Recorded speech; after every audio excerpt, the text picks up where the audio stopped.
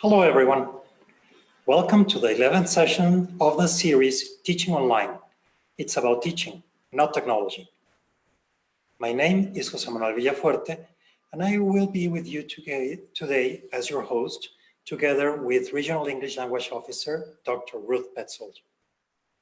We will try to answer your questions and respond to your comments during the session. Today, our host, Ruth Petzold, will be talking to our presenter, Heather Gaddis, about assessment and evaluation online. Over to you, Ruth. Thank you, Jose Manuel. And hello, everyone. Welcome. We're very happy to have you join us or to be back with us for this series of webinars created with Mexico in mind, but we think it's also helpful for those of you joining us from other countries. It was designed to help us get through the pandemic, but maybe it will also be useful for you in the future if you've discovered that you like teaching online. I would like to remind you to like the Relo Mexico page on Facebook in order to get news about our last session and other resources and tools for English language teaching.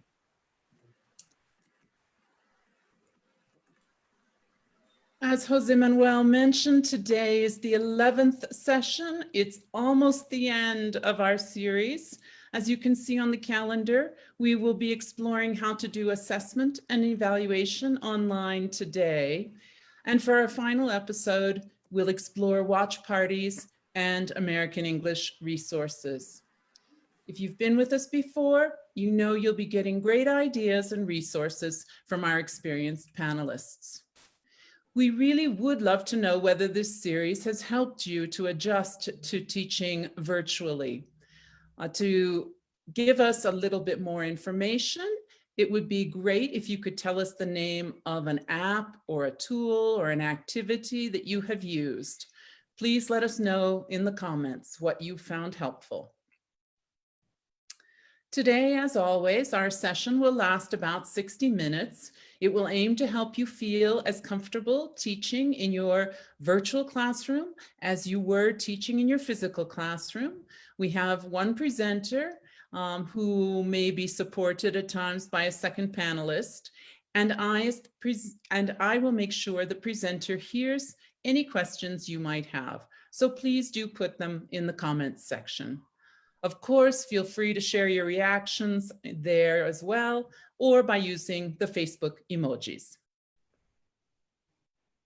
So for today, we will be talking about doing assessment and evaluation online. As always, we'd like to start with a warm-up question.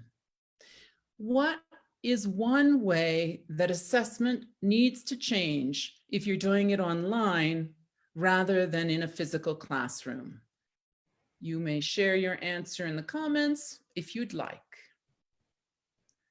So in today's session, we will be looking at how to adapt our ways of getting feedback on student learning to our virtual classroom. Specifically, we will reflect on using this new context to shift our use of assessment more towards supporting ongoing student learning. We will learn about the use of tools for assessment, and we'll become familiar with online resources that help us to use the CEFR in assessment. If you don't know what the CEFR is, hang on, you will by the end of the webinar. And now I'm pleased to welcome back and reintroduce our presenter, Heather Gaddis.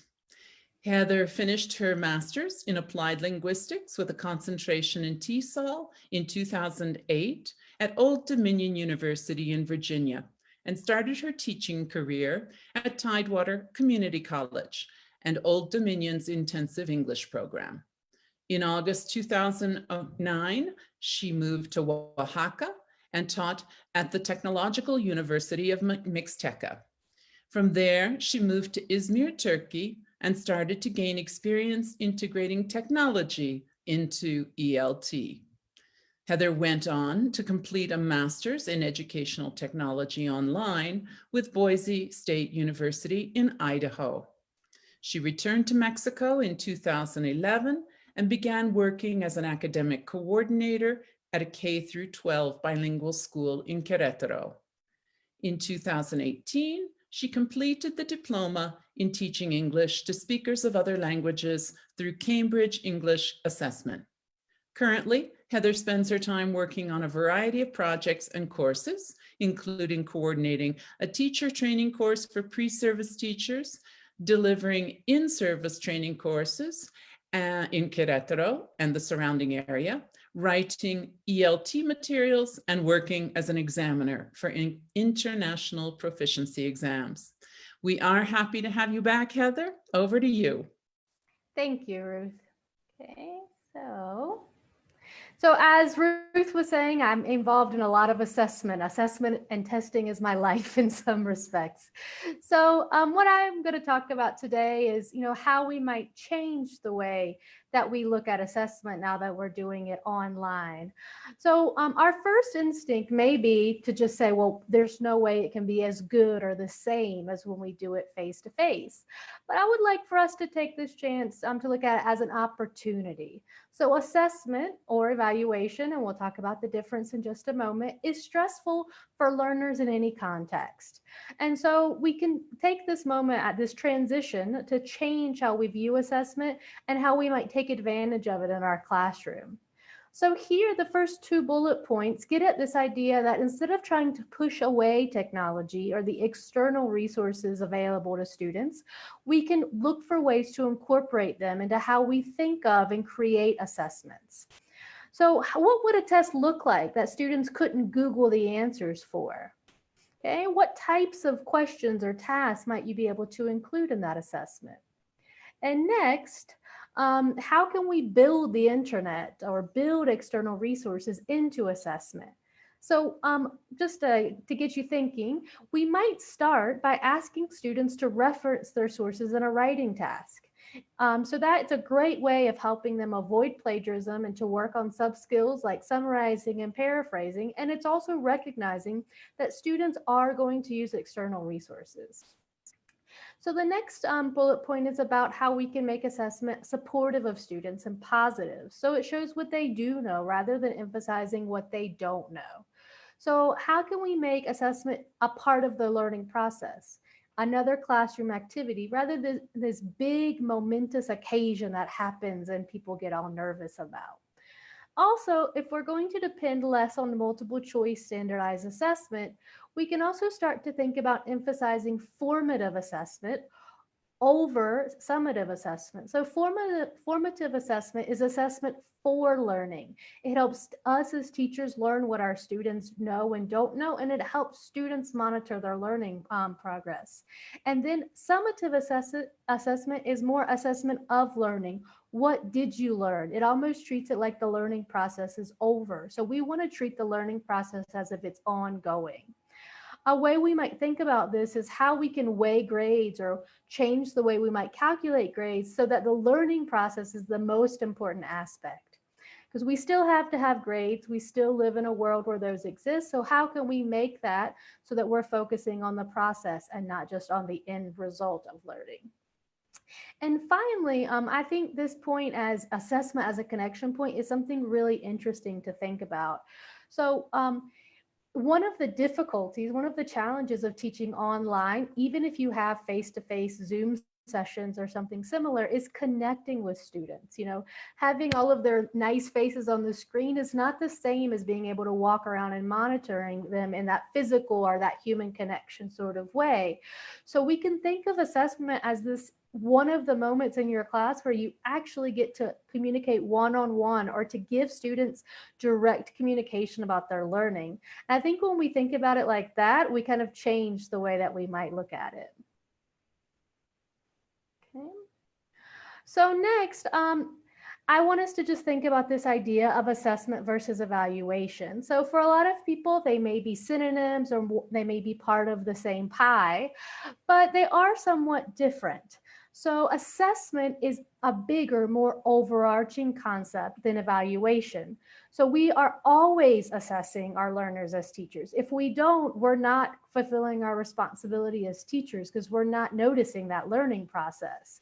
We do this through observing how they participate in class, taking note of their preferences, and monitoring their individual and their group work. Evaluation or testing is a time for us to take a more formal snapshot. And while it is generally associated with stress, it doesn't have to be that way. So in your teaching context, do you think tests have a positive or a negative influence on students' learning? Why do you think this is, and how do you think we might change the influence to be more positive so that students don't see it as such a scary thing? Okay.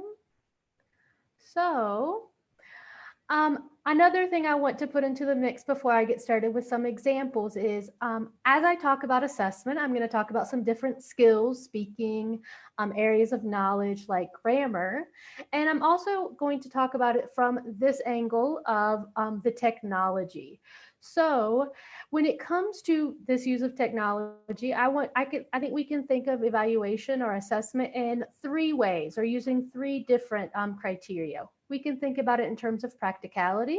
So how can technology be used to make assessment easier for us as teachers? And then also flexibility. So technology can give us a lot of room to make edits, to make adjustments, to mix and match different assessments with a lot more ease than we would have with paper or some other types of assessments in the classroom. And then finally, I want to consider assessment and creativity when it comes to technology. So what are the different task types or the ways that learners can use assessment to express themselves, and how can technology make that easier and make that possible? Okay. So building on what I said about changing or altering the way that we see assessment, I think it's essential that we as teachers communicate with our students about assessment. So this should be done at the beginning of a course, semester, or school year, when we lay out the types of assessment that will be the basis for our assessment and evaluation, and then before each individual assignment, as we make students aware of the criteria or the expectations for that assignment. So some of the tools that we can use to communicate expectations and then later to communicate feedback is the first is a rubric. And we've talked about rubrics in a couple of sessions. So rubrics are a great way of assessing productive skills, particularly reading and writing. So we can include the important criteria for the particular type of speaking or writing task. And then we can also customize it for our students' levels, right? Or for whatever the product is. Rubrics can also be simplified into checklists as well. So this works particularly well for smaller assignments, such as those done at the end of a class or maybe a series of classes. So I just had a class right now with a group of B2 learners, and I gave them a short checklist for their writing. I wanted them to write about a vacation experience using the simple present and the present continuous. And so it was just a very simple way for them to know that they had fulfilled the basic requirements of the assignment. Okay, so rubrics and checklists are also great tools for self-evaluations, as students can use them to monitor their own progress. So depending on the age and the level of your learners, you may choose to use the same version of the rubric that you use, or you might make it a little bit simpler in terms of language. Okay, so another tool that we can use to assess students' learning is evidence of learning. And I think this is particularly important now that we're online and we have less time, or we have less connection in order to directly observe students working. So this might come in the form of notes that you take as the teacher. It might also include any observations that you do get to make from class activities and participation of students. You could also have students keep a portfolio of the products they create for formative assessment, so such as the video summary that they made or a text they wrote. And this is a great way in order to keep track of their participation and of their learning progress, because like I said, it's harder for us to see what they're doing, so we get to see the evidence of the products. A great tool that you could use for this type of assessment, this type of portfolio of learning evidence, would be Padlet. We've seen Padlet used in a variety of ways in this series, and this would be another way. Each student could have their own Padlet and put images, audio files, videos, documents, their own reflection, and organize it in the way that they wanted to. And then finally, participation. So class participation, we all know that it's important, but it's kind of also hard to quantify it at the same time. So one way that we might be able to bring this in and to quantify it a little bit might be using a rubric. So I found one, an interesting one for class participation. It might include criteria such as being prepared for class. So especially if you're using a flipped classroom model, you want students to come to class prepared, having watched the video or done the activity. So your class participation rubric might include being prepared for class interaction, frequency and quality of that interaction with the teachers and other students, behavior in class, depending on that, obviously the age of your students, if behavior is something that you think that they need to be regulating or that they need to be reminded of. So using just a simple rubric, you could have them self-assess, and you could maybe assess once a week or as you saw appropriate. Okay. So here's an example of a rubric that I created using Rubistar. So on the left-hand side, under where it says category, we see the different criteria. And so in this case, I'm doing a speaking assessment. And so you see speaks clearly, use of vocabulary, stays on topic, collaboration with peers. And on the top, there are some numbers that are associated with each level of performance. So one really great thing about Rubistar is that it has many criteria for you to choose from to help you get started making a rubric. And then you can adjust the language or the indicators for your purpose or for your students' level. But it's good to have some nice standardized language to get started. So you can use a rubric with numbers like this one to help you calculate a grade. Or you can replace the numbers with descriptions such as excellent, satisfactory, or below expectation. And that might be an easier way to use it for peer and self-evaluation so that students are thinking about those descriptors and not about the grade. So what criteria do you think you might use for a writing task for students or for a different type of speaking task? Okay.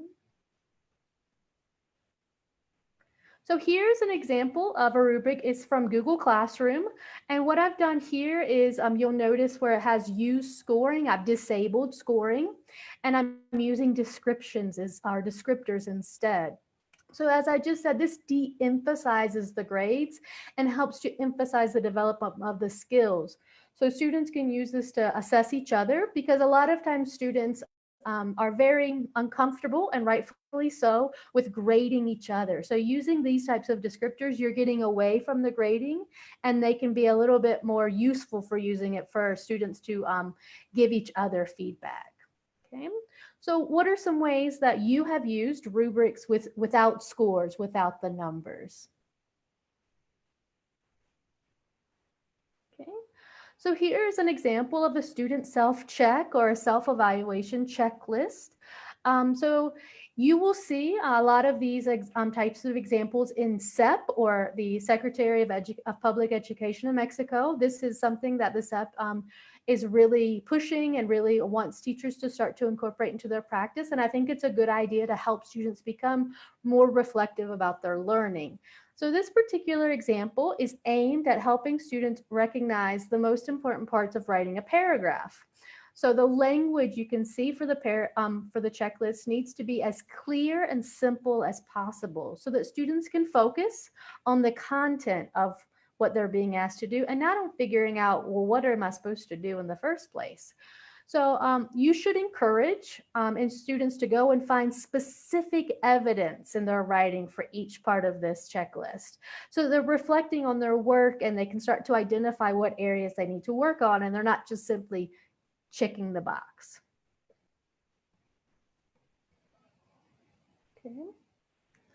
Okay, so let's first talk about productive skills and assessment, so speaking and writing. So when we're thinking about assessing speaking, we first need to consider what we want the students to do. So we can consider formats of speaking assessments, such as an interview, a presentation, an interactive task like a role play, or a pair or a group discussion. And then we need to think about what students are doing with the language or what functional language they are using. For example, are they describing an image? Are they comparing and contrasting 2 points of view? Are they telling a personal story about a vacation experience? So the format and the task will help us to determine the language that students need in order to be successful in that task. So also when it comes to speaking, an important consideration is the setting. And so speaking is a skill that can be difficult to assess, especially if you have large groups of students. So in the face-to-face classroom, a teacher may want to individually assess student speaking, but that often is not all that practical.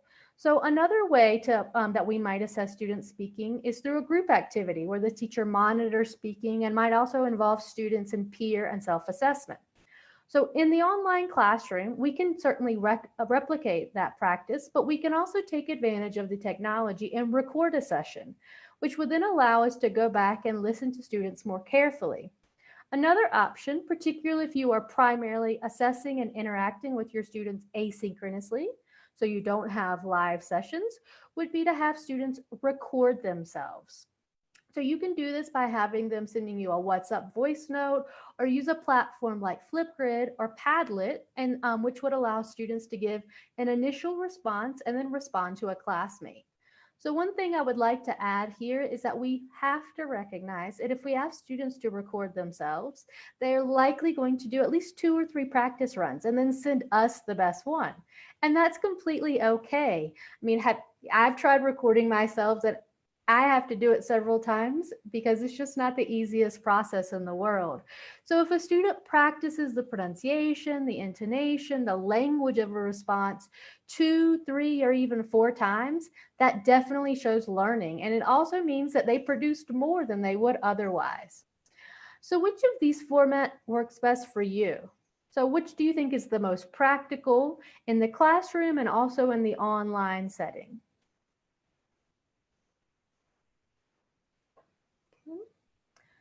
So an important aspect of assessment is feedback to students.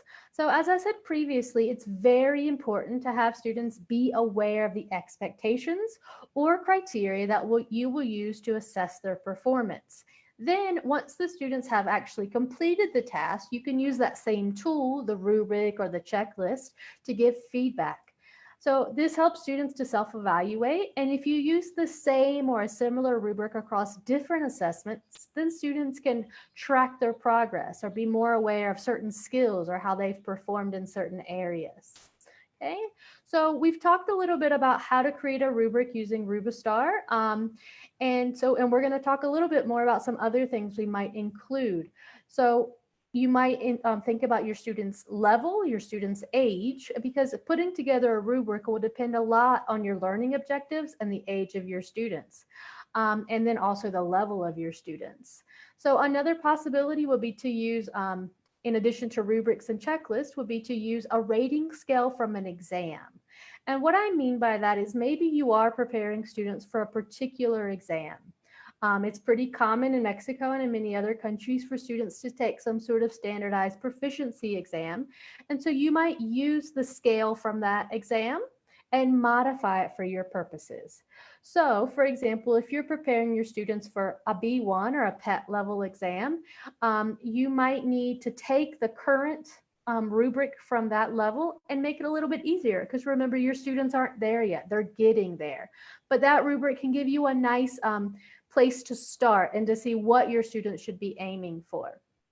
Another possibility is the Common European Framework. So the Common European Framework, it was made public in the early 90s, and one of its purposes is to provide language educators like ourselves, as well as language learners and other people involved in language assessment, like the publishers, with a common way of talking about language level or competency. So For example, if we say somebody is a low intermediate or a high advanced, that doesn't mean the same thing for everybody. So the Common European Framework can help us all to speak the same language in that respect. The Common European Framework is not only useful for English or used for English, it is also used for any language, as it's based on competencies or what you can do with the language, such as I can understand extended speech and lectures, which is a listening descriptor for a B2 language learner. Okay. So here's a chart showing the Common European Framework levels in a very general description. So you see here we have A1, A2, those are at the basic levels, and then we have B1 and B2. So just to give you an idea, a B2 is generally the level that you would need to study at an English-speaking university or in an English-speaking country. And then we have C1 and C2. So C2 sounds very strong, mastery. You master the language. Okay, and also I have here just some exams, not to say these are the only exams, but they are some common popular exams, and I think it's helpful to kind of know which level goes with which exam, and you can think about that in terms of your own students or your own situation. So some other exams that you might think about might be the TOEFL, and it's very well established and widely used. And then you also have the Pearson Test of English and the IELTS, and I could go on and on with all of the exams that are available. One thing that I would say is that if your institution uses a particular exam, I would recommend that you become familiar with how that test matches up to the Common European Framework. So what score does a student need to get in order to be a A2 or a B2 on the IELTS or on the TOEFL? Because I think then being familiar with the Common European Framework can help you to compare your level of your students to exams and then compare the exams to one another as well. So based on this chart, what level would you say that most of your students are? Okay.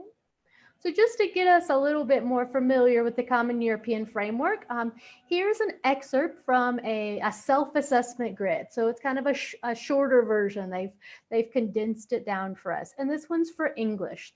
So an A1 level speaker, and I'm an A1 level speaker of French, so I can, see what this means. So an A1 level speaker in any language, they can interact in a very simple way, provided that the other person is prepared to repeat or rephrase things at a slower rate of speech, and they can help them reformulate what they're saying. And they can ask and answer simple questions about immediate needs, so only about themselves. And they can use simple phrases to describe where they live and the people that they know. Okay, so with that in mind, I have this assessment that I recently did with a group of learners that were at the high level. So at a high A1, a low A2 level. So I asked them to talk for 1 minute about the following topic. What their favorite places were in their neighborhood and why. We had been talking about in class, neighborhood services, neighborhood places. And we'd also been talking about the use of the modal can for possibilities. So you can buy meat at the butcher's, for example. So their response needed to include 2 to 3 places in their neighborhood, as well as what they could do in their neighborhood. And again, it had to be at least 1 minute long. So I wanted to get them to use some extended speech. Okay, so again, I knew that students were going to plan this out, and that was okay with me. And then what they sent me was their best version of it. Okay, so here's another example from the Common European Framework. This time is at the B1 level. So I'm seeing in the chat that some of your students are A1, some of them are A2, C2. So we have a little bit of a mix there. So this is a B1, so it's kind of in the middle. So students at this level, they can engage in conversation on a limited number of topics without doing any preparation beforehand. So how could I want you to think about how we can use this descriptor to create a speaking task, and what criteria would be important in assessing this type of speaking task. Okay, so we're going to see a sample task in just a second. Okay, So here I use Flipgrid in order to create a speaking assessment. So I put the instructions there, upload a picture from your travels, describe the picture using the simple present and the present continuous, which is a grammar point that you start to see usually with A2 learners. And then I ask them to respond to one classmate, asking a question, making a comment about the place, etc. So here you could also include a basic self-evaluation checklist for students to use to make sure they have fulfilled the minimum requirements of the assignment. And this also would be a really great product that students could include in their portfolio of evidence showing that they had participated, because this is an activity that would take place outside of a synchronous session. So it would be evidence that students were participating even if you don't have face-to-face sessions. And what you see there is a video that I made giving a model for students. And I think this is something that's really good to do, especially for lower level students, is to show them what success looks like or what a successful response looks like. Okay. So now I want us to think a little bit about writing. So we also need to think about task types or task or text types. And so I have a couple here. So email, social media posts, reviews, essays, maybe a proposal. So I'm going to throw a challenge out there. So I'm going to give you 15 seconds. And what I want you to do is write as many text types as possible in the chat. So what text do your students need to know how to write? Okay, so 15 seconds is starting right now.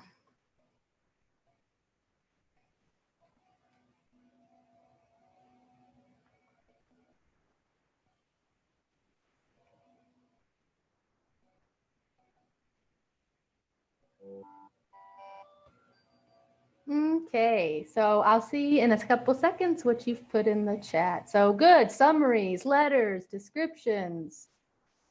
Okay, so we'll see what else we get. Okay.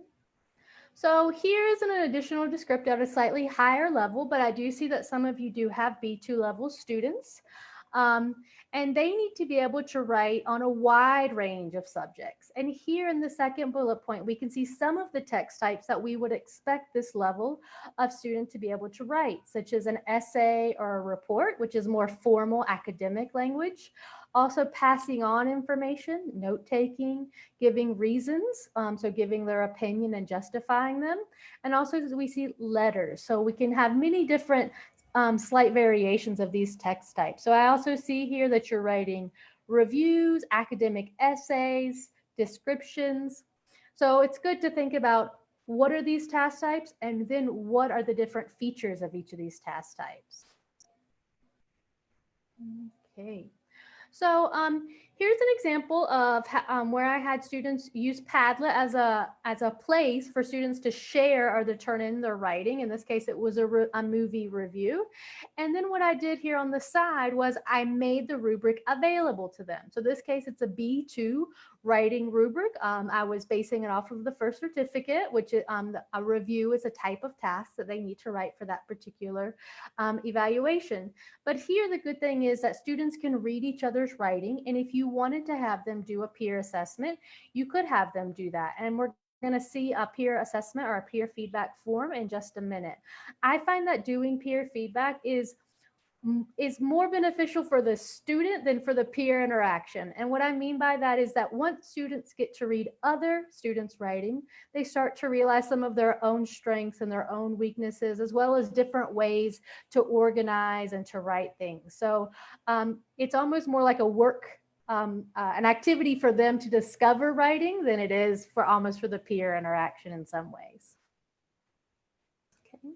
So here's an example of a student that I was working with recently in an A2 level class, and we were working in Google Docs. And the beautiful thing about Google Docs is that you can see students writing as they're doing it, which is something we couldn't do in the classroom, or not in the same way. So what you can see this student has done is she has copied my model paragraph, which is at the top about how I want to learn how to hang glide, which is true. And she has also included the little checklist that I gave them. So we had been working on using verb plus infinitive. Also, we had been working on some related vocabulary to skills, learning skills. And I wanted them to include 5 to 6 sentences with punctuation and use of the connectors also, for example, and finally. So you can see here below, she has kind of closely followed my model, which is okay for this level of learner. Particularly because this student struggled a little bit with punctuation. So it was good for her to follow a model of how to separate sentences. And you can also see here on the side where it says private comments, some of the comments that I could make praising her or pointing out some places for her to work on as she was writing. And so here's an example of a peer feedback, and this would be maybe for a B1 level at least. So what you're asking students to do here is, instead of thinking about peer feedback as they're grading their peer, they are filling out this form that you can, as the teacher, can then be in charge of how you facilitate the exchange of that information. So here I've asked them to write, what is the text type? And how do they know? So it's an essay. Well, how do you know it's an essay or it's a review? And this gets them to think about what are the features of that text type or of that genre of writing. And it's very good for students to become aware. Is this formal writing? Is this informal writing? Does it have paragraphs? Does it have headings and those types of things? And then it gets them to get into the topic of the text, and then some things that the author did well and some things that the author didn't do so well. And it has some suggestions, some, for example, spelling, organization, for them to kind of make some comments on. One thing I would definitely recommend is something that Cindy talked about in one of our first sessions. And that is using, when you make a Google form, you can decide the minimum number of words that a student needs to use in order to answer that, that particular item completely. So for example, you can say, I want them to write 30 characters or 50 characters. And so that means that a student has to give better feedback than just saying, yeah, it was great. They have to give a complete sentence. Okay. Okay, so again, this would be an example of doing peer feedback, but at a slightly lower level, maybe an A2. And so you could include a basic checklist. Here we're focusing more on the mechanics of writing. If they included a period, if they included capital letters, if they included verbs, and you can change this out. I think this is a really good way of getting students to become aware of using correction symbols or of editing their own writing. So just as with writing and speaking, when we start to think about assessing reading, we also need to think about the types of text that our students need to read and according to their level. So on the left here, I have some different text types that you might have your students read. And then on the other side, on the other column, I have some task types that you could assess with reading. So multiple choice is there, and multiple choice it can be a fine choice for questions, and it is very common, but I guess I would caution against it a little bit because multiple choice questions are actually very difficult to write well. It's hard to write, a good answer and then a good distracting answer. So it's okay to use multiple choice. They're very practical, especially if you have a large group, but it's also good to include some of these other task types like true and false, matching, gap fill, or a close where students have a paragraph and maybe they fill in keywords, short answer, information transfer, so maybe kind of like a note-taking exercise, ordering, especially if it's a text that has steps or has chronological order, and then integrated task where maybe they read something and they respond by writing. Okay. So, and here are some of the sub-skills for reading and listening lessons. So by practicing these skills in your classes and then assessing them, we can give students specific feedback about their reading and listening, and not just saying, well, listening is not so great for you. We can say, look, you're really good at listening for gist, but we need to work on listening for detail, or we need to work on listening for inferencing. So learning how to use intonation in order to understand what someone's trying to say.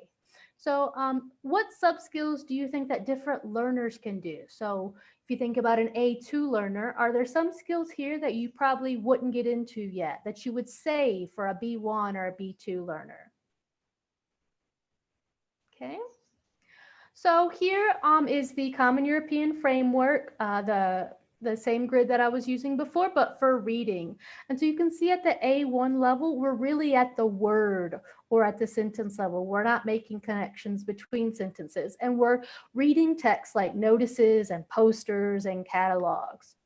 And then at the A2, we can start to do a little bit more in terms of text, advertisements, timetables, maybe some personal letters that are quite short.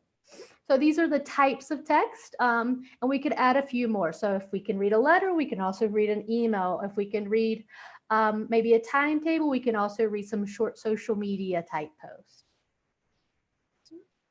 So here's an example of a simple reading assessment that I made in Google Forms. And here I'm testing the skill of reading for detail. So students have to be able to understand more than just a word. They have to be able to understand how a whole sentence, the meaning of a whole sentence.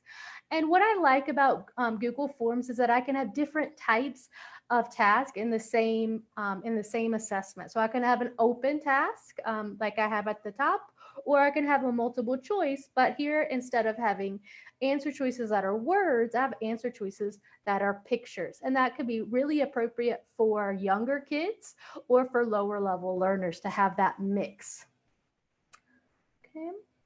And another really practical thing about Google Forms is the way that it helps you in terms of analyzing the results that you get from your students. So here I have 7 students who responded to this particular assessment.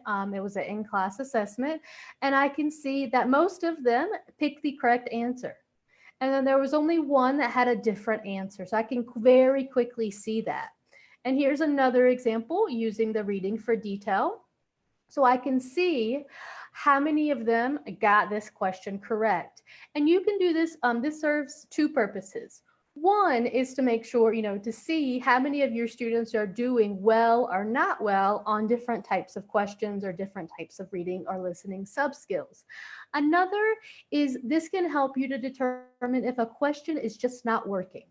So one thing that happens when professionals make exams is they're constantly checking to make sure that a question works. Is it a good question?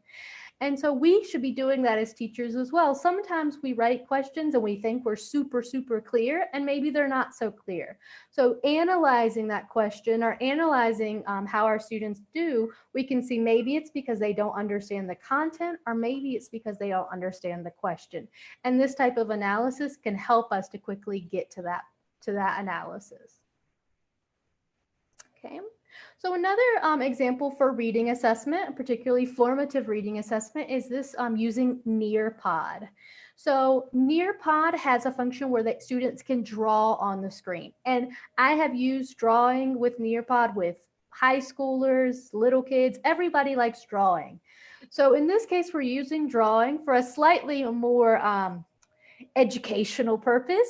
We're asking students to read a passage, which is, you can see is in the upper left-hand corner. It's a PDF file, so you can just copy and paste and save it as a PDF so students have access to the text.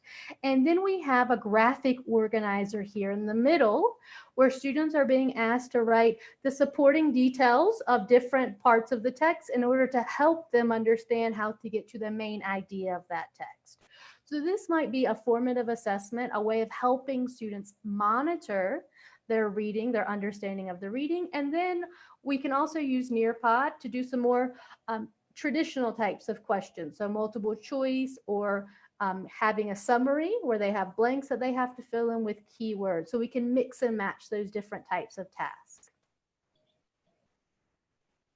Okay. So here's another example, and this is an example of integrating reading with speaking. So Flipgrid also allows you to import or to include a News ELA article. So News ELA is a website where you can find different news types articles that are meant for English language learners, and you can adjust the level of the text depending on your learner's level. And what you can do here is you can set as the topic focus an article from Newsela. Students can read it, there's a little quiz that they could do through Newsela to make sure they have a basic understanding of the text. And then here, what I'm asking them to do is to record a 1-minute video answering a question that requires them to give their opinion while also making use of the information from the text. So they can't simply repeat back what they read in the text. They can't Google the answer. I need to see that they're analyzing and synthesizing that information. So that's something that we're recognizing here. You're using the internet, but I also want to hear your voice. And here's an example of a simple listening assessment that I used with A1, high A1 level learners. And here I did give them some answer choices. So you can see that the first one, which is a listening for the main idea, listening for gist, is a multiple choice. And then what I did below, this particular listening was someone talking about preparing a recipe, because in that class we had been talking about count and non-count nouns, about food, and about some cooking verbs. And so here the students had to listen and they had to put in order the steps. If I wanted to make this a little bit more challenging, the flexibility of Google Forms allows me to change the same type of task into maybe a note completion task. So instead of students having all of the options there for them, I could make it so that they have to write in the missing steps. So you can use the same listening and then adjust the task to make it either more less challenging or more challenging for your students. Okay. Okay, and here is one of our favorites as well, Edpuzzle. So Edpuzzle is a great tool for the flipped classroom model because it allows the students to see the content and have some feedback on their understanding. And here we're also using Edpuzzle for formative assessment. So here you can see that there's a video about inferencing. This woman is not happy at all, and you can tell by her voice. And so it's asking students to infer. So it's introducing the topic or the subskill of inferring based on her intonation. And so students get immediate feedback, and you as the teacher can see how they did on this particular assessment. And it's formative assessment because it helps to inform the decisions that you make as a teacher in the classroom. You can see how many of my students got this, how many of them need more work, how much class time do I need to dedicate to this type of subskill.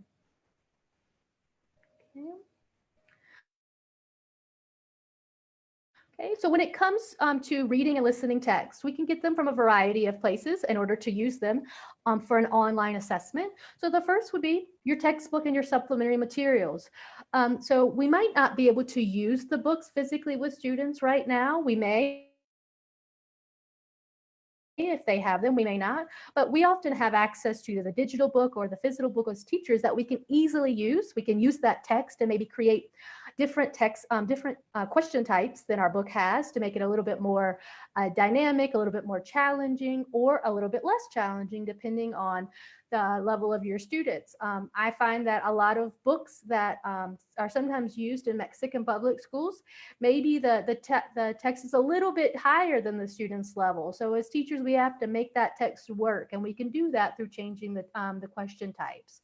Another is to use authentic materials. So especially if your students want that cultural connection with how English is used, using authentic materials is a good way in reading and listening to bring that part in. You can create your own materials. So sometimes, we get listenings that maybe are in accents that are very difficult for our students. So maybe we want to re-record them using an accent that's more familiar, or slowing it down, or changing some aspect of the listening. So we can create our own materials as well. And I'm sure all of you as teachers have your own materials that you've created throughout the years.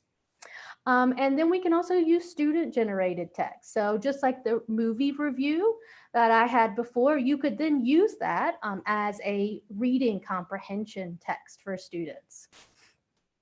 Okay. Okay, so now I'm going to get into all of our favorite topics, grammar and vocabulary.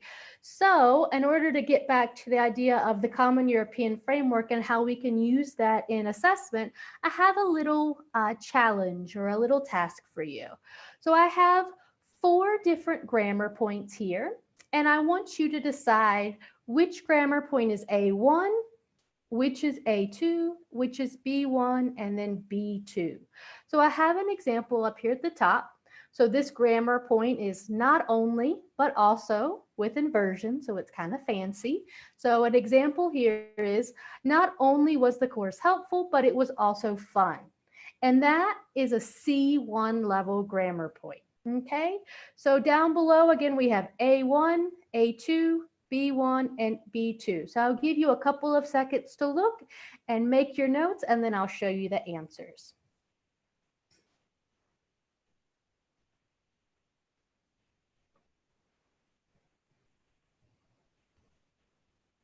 Okay.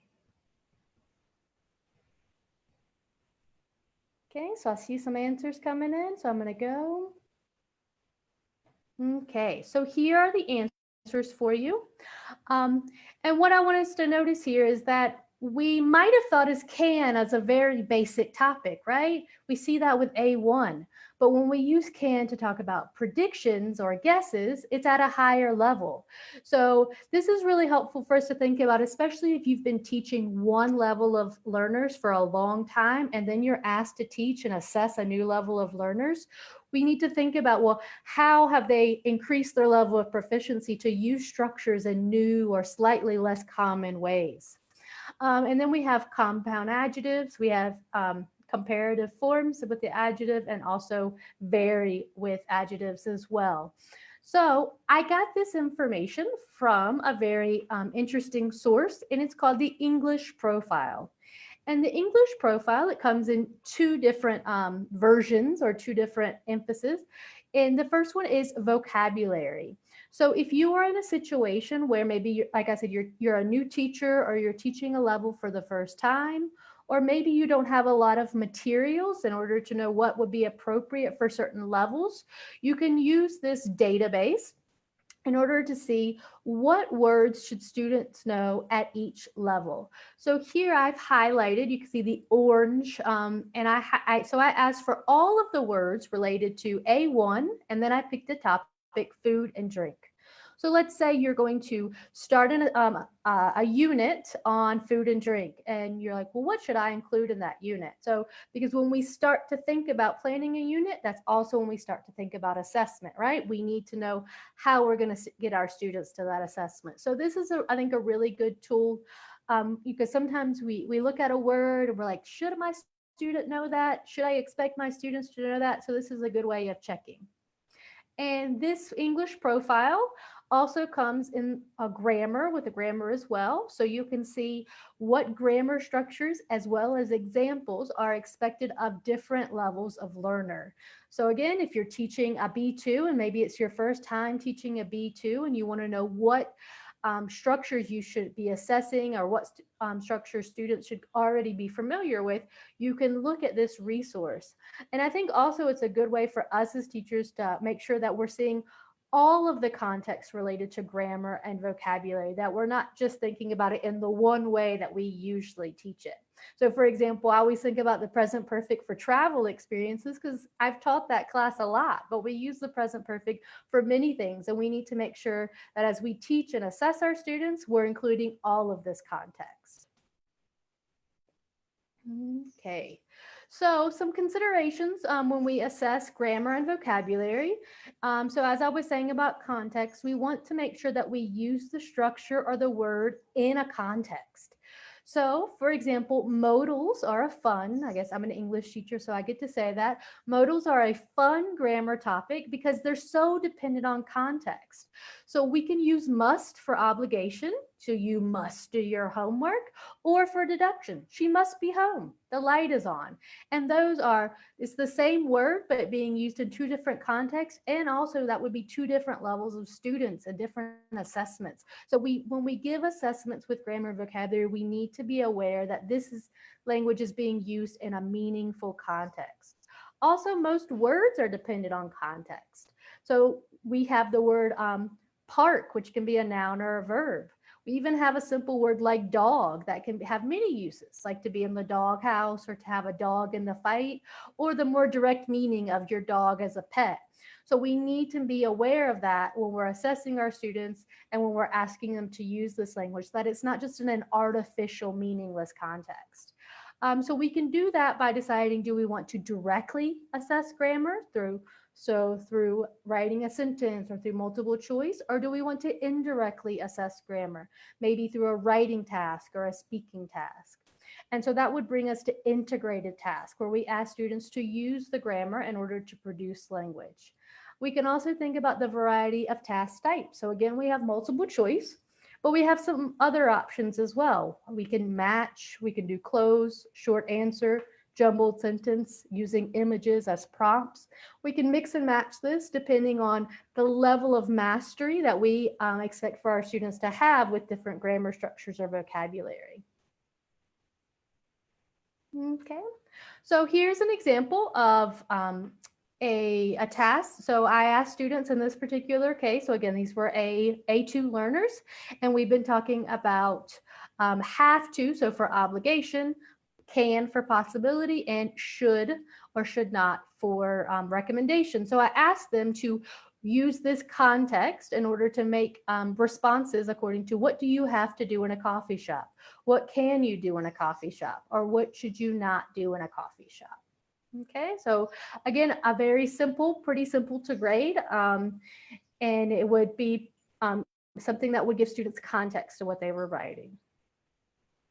So again, grading in Google Forms, I really like the idea of being able to hide or not see students' names. Because I don't know about you, but sometimes as we grade, we aren't so consistent, especially when it's open responses. So having all of the responses in this way, one, makes it very practical for grading in terms of you just go down the list and you can see all of the responses to one question, and you can be consistent in that way. If you see that, oh, this is also a correct response, you can go and you can revise your grading so that all students are getting fair feedback from you. You can also add comments here. You can give them the correct response. You can explain why you're grading it in that way. Or you can also then go and see who wrote that particular response and give them more individual feedback as well. Okay. So we can also use Kahoot. So I think we often think of Kahoot as just this kind of fun thing we do in order to, so students don't get bored, but we can also use Kahoot for formative assessment. So here, Kahoot, what it's done, I played this game. So we were looking at the present simple versus the present continuous. And when I go and I look at the summary report, I can see for each individual question, how many students got that question correct or incorrect. And so again, I can use that to make two types of decisions. One, how certain or how confident are my students in their use of this particular grammar point? And two, were there questions maybe on this Kahoot that I can make clear for them?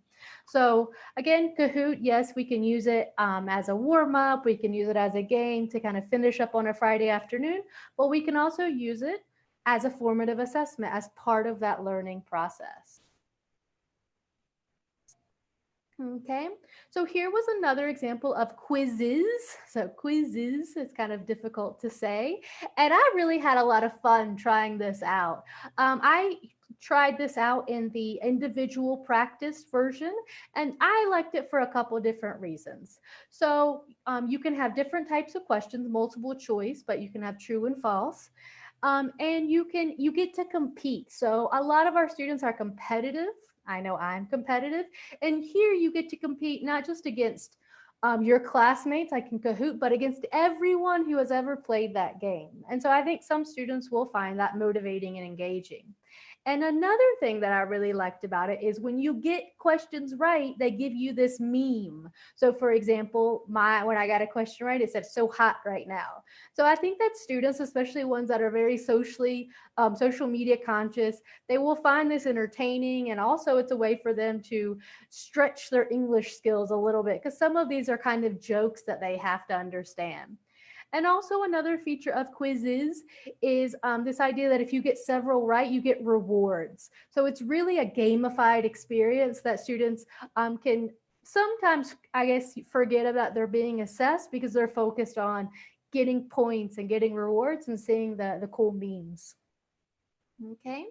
So here are some of the resources that I mentioned in this presentation. So again, Google Apps, Flipgrid, Newsela, and Nearpod. And then I saw a couple people asking about the Common European Framework. So if you Google Common European Framework Self-Assessment Grid English, you will find where I got those descriptors from. You can also take a deep dive into the Common European Framework if you have some extra time on a rainy afternoon. It's quite a dense website with a lot of information, very detailed. So I think this self-assessment grid is a good introduction to Common European Framework, and then you can go in more deeply as you want to. And then the English profile with the vocabulary and the grammar, you can find it there. You can find an explanation of other ways to use it, as well as the access to the vocabulary and grammar resources. Okay, so that is it for me. I'm going to hand the control back to Ruth. Wow, thank you, Heather. Who knew you could do so much assessment in an online context?